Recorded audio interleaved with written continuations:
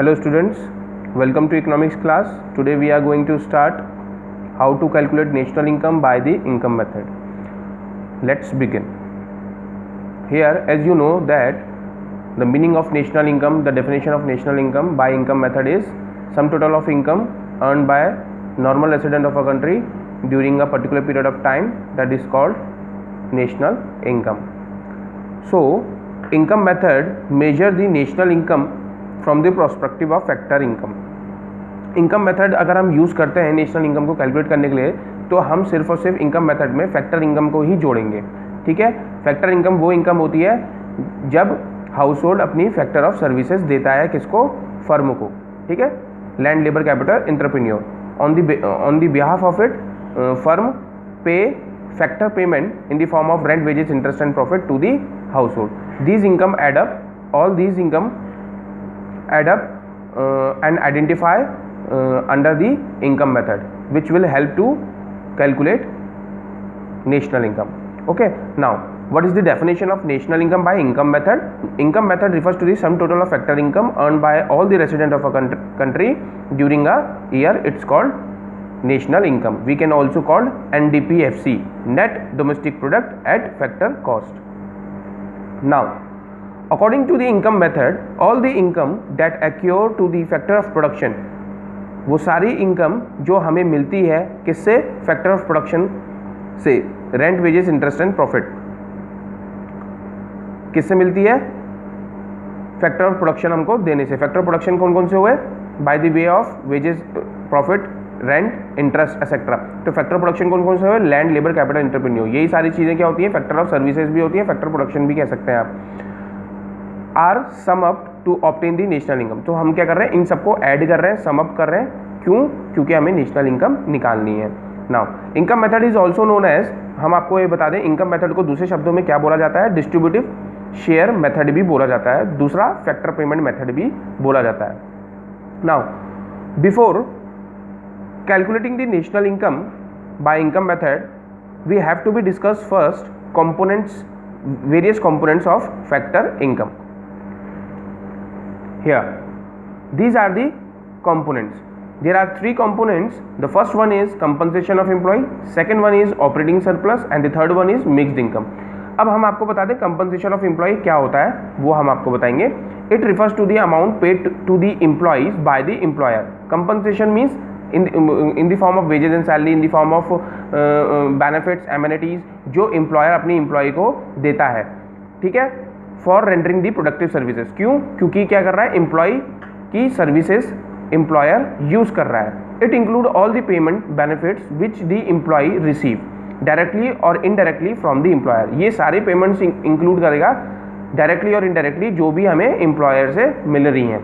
जैसे कि इसमें भी तीन आ जाते हैं, कंपनसेशन ऑफ एम्प्लॉय में भी तीन एलिमेंट्स आ जाते हैं. पहला है wages and salary in cash, wages and salary in other form, जैसे कि free medical services, education facility, free car, free home, all these are come under the wages and salary in other form. ठीक है, now the third one element comes under the compensation of employee is employer contribution to the social security scheme. जो भी employer क्या करता है, आपको पता होगा, आप जॉब करते हो तो आपको क्या है, जहाँ पर आप जॉब कर रहे हो कंपनी आपकी क्या करेगी, आपका इंश्योरेंस कराएगी, या सोशल सिक्योरिटी स्कीम्स वगैरह, जैसे पीएफ हो गया, ग्रेच्युटी हो गया, लेबर वेलफेयर फंड्स हो गए, ये सारी चीज़ें क्या होती हैं, आपको दी जाती हैं, सारी फैसिलिटीज़ दी जाती हैं.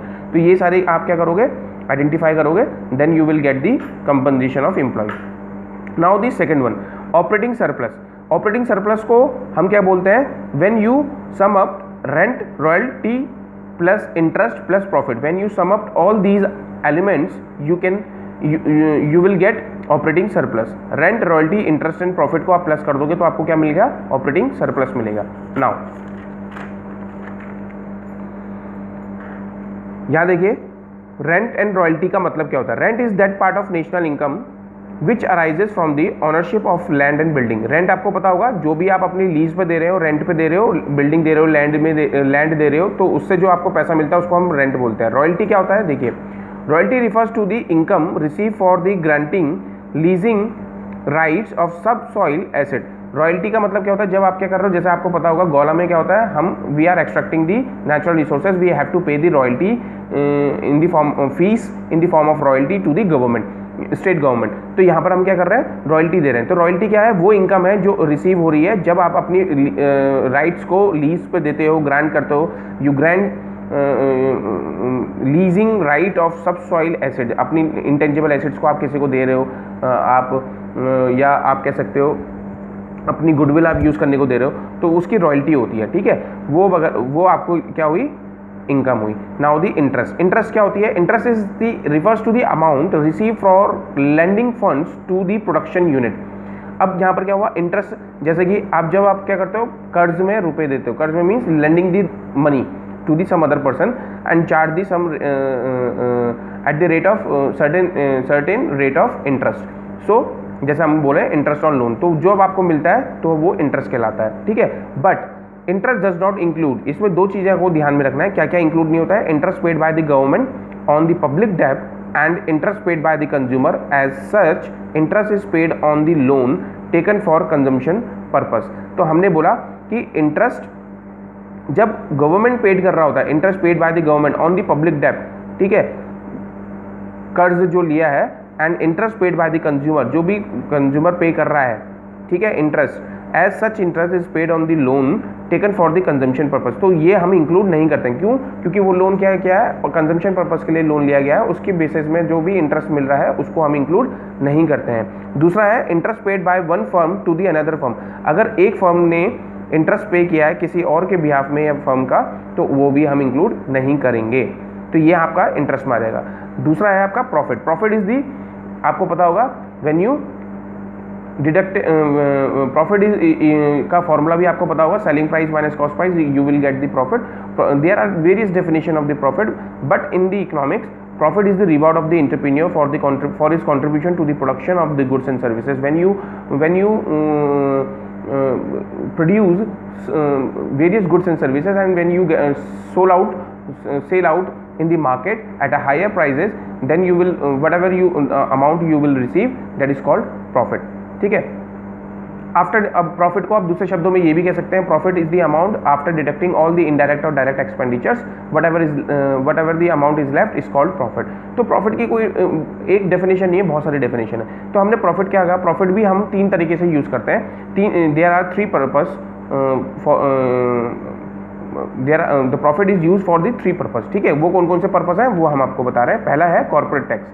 कॉर्पोरेट टैक्स क्या करते हैं, इज अ डायरेक्ट टैक्स जो हम प्रॉफिट से ही पे करते हैं, paid by the firm to the government on the total profit earn by it. It is also known as business tax और प्रॉफिट टैक्स, इसको दूसरे शब्दों में ये बोला जाता है, बिजनेस टैक्स और प्रॉफिट टैक्स।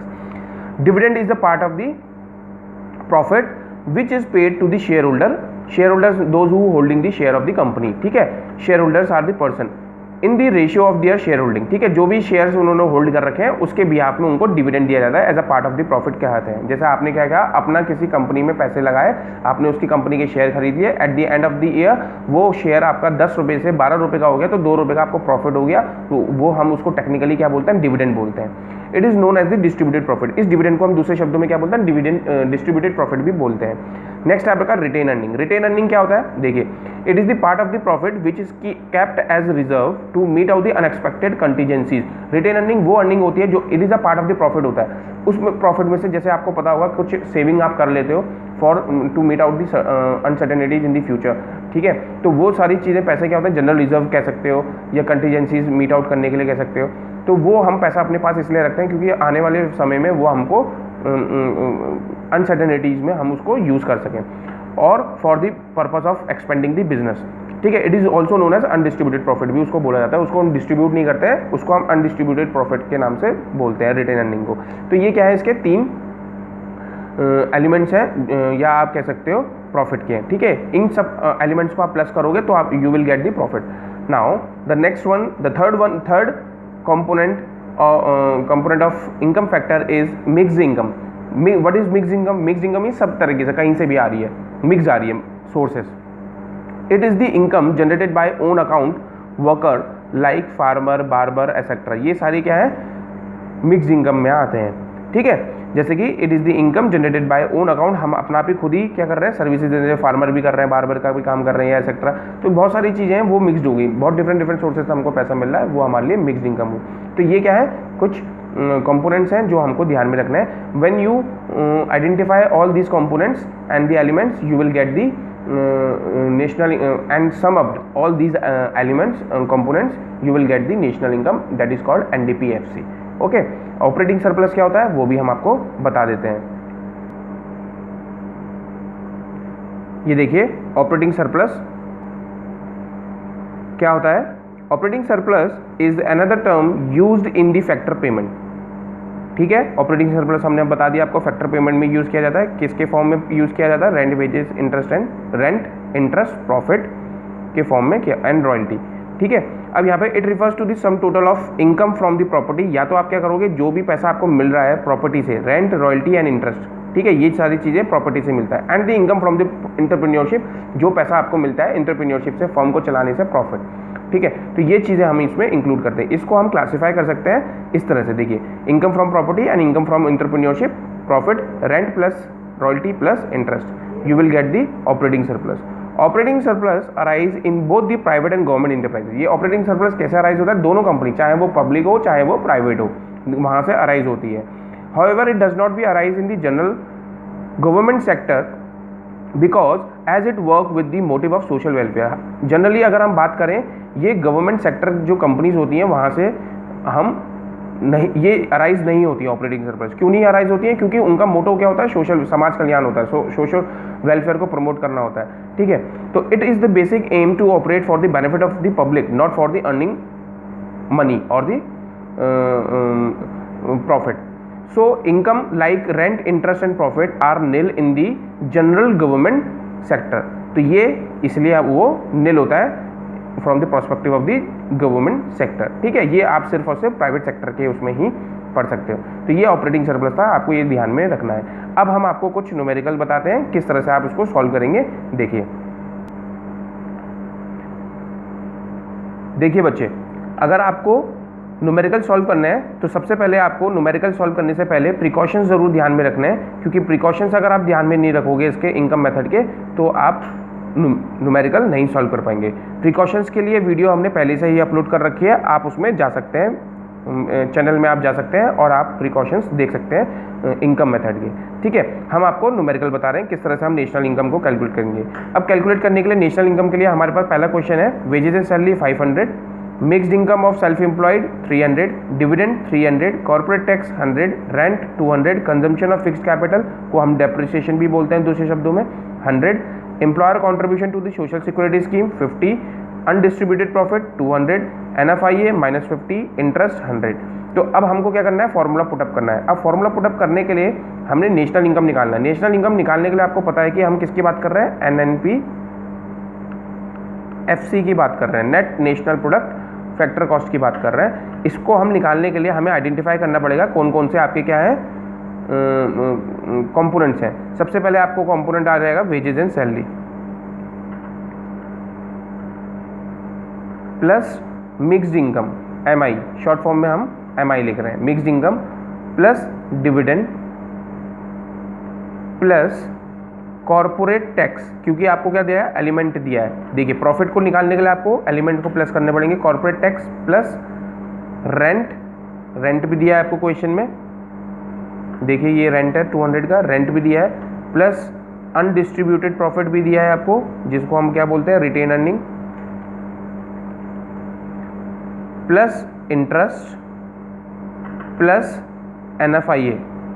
अब NFIA को क्यों जोड़ा हमने? क्योंकि जो net factor income from abroad भी है, हमें NNPFC निकालना है, नेशनल निकालनी है इनकम, इसलिए हमने NFIA भी प्लस किया, plus employer contribution,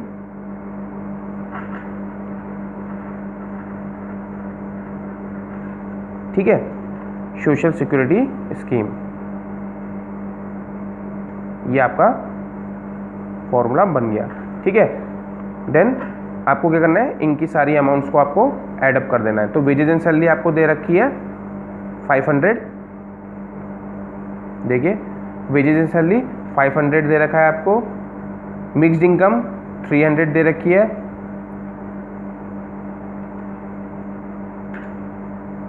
then dividend आपको 300 दे रखा है. नेक्स्ट कॉर्पोरेट टैक्स आपको 100 दे रखा है, प्लस रेंट आपको 200 दे रखा है, प्लस अनडिस्ट्रीब्यूटेड प्रॉफिट आपको 200 दे रखा है, प्लस इंटरेस्ट 100, NFIA माइनस का 50, वहाँ पे प्लस आपने NFIA तो यहाँ पे माइनस का है -50, फिर एम्प्लॉयर कंट्रीब्यूशन स्कीम आपकी कितनी है 50, तो यहाँ पर आप क्या करेंगे +50, ठीक है। तो आप इनको सबको ऐड कर देंगे, 500 + 300 800, 800 + 300 1100, 1100 + 100 1200, 12 + 200 1400, 1400 + 2 15 1600, 1700, 1700 आपका आंसर, क्योंकि ये माइनस प्लस माइनस हो गया, ठीक है। तो 1700 करोड़ ये आपका NNPFC आ गया। I hope you understood the numerical. Okay, now come to the second one. अब ये देखिए आपको क्या कैलकुलेट करना है, GNPFC निकालना है। GNPFC निकालने के लिए बहुत इजी है, आपको क्या करना है, सबसे पहले आइडेंटिफाई करना है। हमने आपको बताया था कि इनकम मेथड से सबसे पहले आपका क्या निकल के आता है, NDPFC निकल के आता है। NDPFC कैसे निकलता है, कंपोनेंट्स को प्लस करना होता है आपको, compensation of employee plus operating surplus plus mixed income, है ना। तो यहाँ पर आपको क्या दे रखा, wages and salary plus mixed income, rent, interest and profit, ये आप सब प्लस कर दीजिए, NDPFC निकल के आ जाएगा। Wages and salary plus MI plus rent plus interest plus profit, ये आपके कंपोनेंट्स हो गए, एलिमेंट्स हो गए। तो आप प्लस कर दीजिए इनको, 24,500 प्लस 3,000 प्लस 4,000 प्लस 3,000 प्लस 7,000। तो आप इनको प्लस करेंगे तो कैसा होगा, देखिए 7,000 प्लस 3,000 10,000, 10,000 प्लस 24,000, तो ये हो जाएगा आपका 34,500, 34,500 प्लस 300 तो कितना हो जाएगा 37,500, 37,500 प्लस 37,500 प्लस 4,000, तो ये आपका आंसर आ जाएगा 41,500 इज द आंसर, ठीक है। क्या निकल के आया, NDPFC निकल के आया, मगर हमने निकालना क्या है, GNPFC निकालना है। तो GNPFC निकालने के लिए हमें क्या करना पड़ेगा, देखिए GNPFC इक्वल्स टू NDPFC, आप कंपेयर कर ले। अब यहाँ पर क्या है N और ये G, तो नेट से ग्रॉस में जाना है तो प्लस डेप्रिसिएशन आप कर देंगे, बाकी सेम आपका क्या है NDPFC। अब D से नेशनल में जाना है, तो D से नेशनल में जाने के लिए क्या करेंगे, प्लस NFIA, NFIA दे रखा है आपको, NFIA नहीं दिया है तो रहने दीजिए, P से P सेम है, फैक्टर से फैक्टर कॉस्ट सेम है, तो आप इसमें प्लस कर देंगे 41,500 प्लस डेप्रिसिएशन, डेप्रिसिएशन कितना है देखिए 2,000, तो 2,000 और जोड़ देंगे तो टोटल आपका आ जाएगा 43,500 करोड़, ठीक है। You will get the GNPFC, बहुत ईजी है। I hope you understood the question. Now come to the next one. अब आ जाते हैं हमें NDP-MP निकालना है। देखिए आप लोग सॉल्व करके देखिए NDP-MP हम कैसे निकालेंगे। देखिए आपको दे रखा है क्वेश्चन में GNP-MP, आप कंपेयर कर लीजिए। NDP-MP को आप पहले बाहर लिखिए, NDP-MP इक्वल्स टू GNP-MP, आपको गिवन है इसलिए हम उसको कंपेयर कर रहे हैं। ग्रॉस से नेट में जाना है तो माइनस डेप, नेशनल से डोमेस्टिक में जाना है माइनस NFIA, P से P सेम, MP से MP सेम, तो GNP-MP आपको क्या है 6,000 माइनस 5,000 माइनस और माइनस का 100 आपको पहले से ही गिवन है, तो यहाँ पर क्या हो जाएगा, ये देखिए माइनस माइनस प्लस हो जाएगा, तो यहाँ पर 400 हो गया माइनस 6,000, तो इक्वल्स टू 5,600 करोड़ आपका NDP-MP निकल के आ गया, ठीक है। अब आ जाते हैं नेक्स्ट क्वेश्चन में। अब ये आपको सॉल्व करना है, कैलकुलेट GNP-MP। अब GNP-MP निकालने के लिए आपको क्या करना है, फॉर्मूला निकालना है। फॉर्मूला कैसे बनेगा, mixed income of self employed दे रखा है, नेट कैपिटल फॉर्मेशन आपका 160 है, नेट इनडायरेक्ट टैक्सेस 70 है, कंपनसेशन ऑफ एम्प्लॉय 300 है, NFIA माइनस का 20 है, चेंजिंग स्टॉक 30 है, ग्रॉस फिक्स्ड कैपिटल फॉर्मेशन 150 है। ग्रॉस फिक्स कैपिटल फॉर्मेशन आपका देखो प्रॉपर्टी वगैरह जो होती हैं उससे हम बात कर रहे हैं। ग्रॉस फिक्स कैपिटल फॉर्मेशन हम आपको बता देंगे, इसके ऊपर भी हम वीडियो बना देंगे कैसे क्या होता है। 150 है। ऑपरेटिंग सरप्लस 500 है। एक्सपोर्ट 70 है एंड इम्पोर्ट 100 है। अब यहाँ पर हमने क्या करना है, GNP/MP निकालना है। तो GNP/MP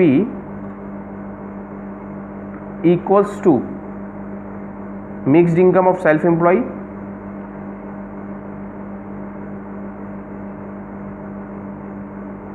plus NIT net indirect tax, क्योंकि हमने क्या करना है मार्केट प्राइस निकाल लें तो हमें NIT प्लस करना पड़ेगा, ठीक है, plus compensation of employee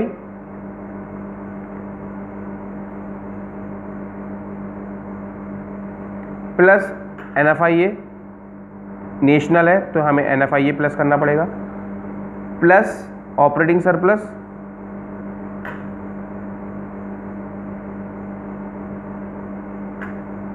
plus dep क्योंकि ग्रॉस है, ठीक है। ये सारी चीज़ें आपको प्लस करनी है तो आपका फॉर्मूला GNP/MP का बन गया। मगर डेप्रिसिएशन तो हमको दिया ही नहीं है। डेप्रिसिएशन निकालने के लिए हमको दिया है सिर्फ और सिर्फ ग्रॉस फिक्स कैपिटल फॉर्मेशन 150। अब ग्रॉस फिक्स कैपिटल फॉर्मेशन में आपके लैंड बिल्डिंग वगैरह सारी गवर्नमेंट की सारी चीज़ें आ जाती हैं और चेंजिंग स्टॉक आता है आपका जो बच गया होता है। तो अब हमको कैसे निकालना है डेप्रिसिएशन, आप ये देखिए इसका formula dep equals to changing stock plus gross capital formation minus net capital formation.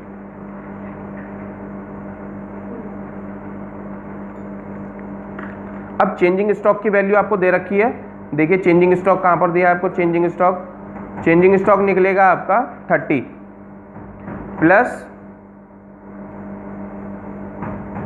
150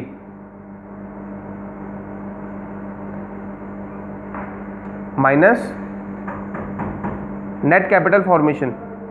net capital formation आपको कैसे निकलेगा, यहाँ देखिए आपको क्वेश्चन में दे रखा है नेट कैपिटल फॉर्मेशन 160, तो आप निकाल लेंगे 30 प्लस 150 तो ये हो गया आपका 180 माइनस 160 तो ये हो गया आपका 20।